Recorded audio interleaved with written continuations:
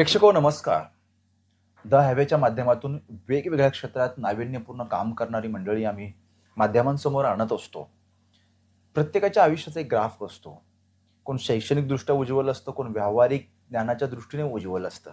एक लक्षात घ्या, या देशाच्या जी-डी-पीत भर टाकणारे सर्वाधिक व्यावसायिकच आहेत.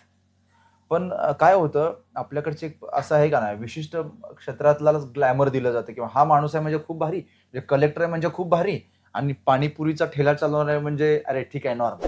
ही मानसिकता ना मित्रांनो, ही थोडीशी आपल्याला बदलायला लागेल. कारण व्यावसायिकांकडे सुद्धाच तेवढं प्रभावी नजरेने बघावं लागेल. कारण देशाच्या जी-डी-पीत भर टाकणारी व्यावसायिक मंडळी आहे.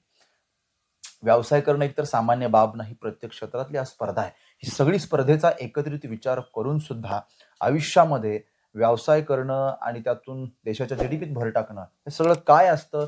एक-एक टप्पा व्यवसायातून कसा पुढे घेऊन गेलं पाहिजे, या सगळ्या संदर्भात बोलण्यासाठी माझ्यासोबत ज्यांचा इयत्ता 10वी पासून ह्या सगळ्या व्यवसाय क्षेत्रातला अनुभव आहे.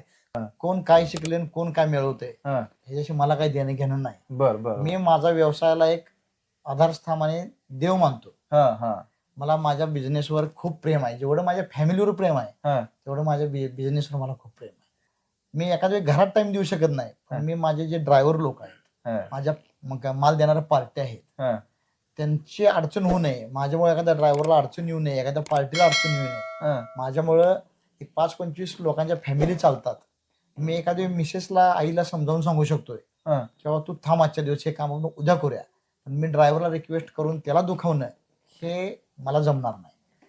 आणि प्रत्येक पार्टीला कन्व्हिन्स करत करत करत मी एक गाडी भरत होतो, परत 2, आता आपण 15-20 गाड्या असं सहज भरतो पुण्याची. एकच मला सांगायचं आहे, की वेळ आणि काळ हातातून निघून गेला तर परत येणार नाही.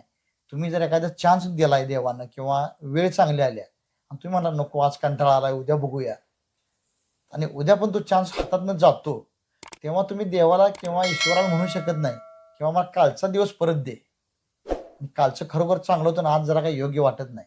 तर असं करू नका. रोज जे मिळेल, मग ते पुरणपोळी मिळू दे किंवा भाकरी मिळू दे, नाहीतर चपाती मिळू दे, त्यात समाधान मानायचे का आपण कष्टाला मागे पडू नका. कष्ट हे दैवत आहे. आणि फॅमिली, मित्र मंडळी यांच्याबरोबर शेवटपणे प्रामाणिक काम करा. ट्रान्सपरंट काम पाहिजे. काय बोलतोय ते करून दाखवायचे.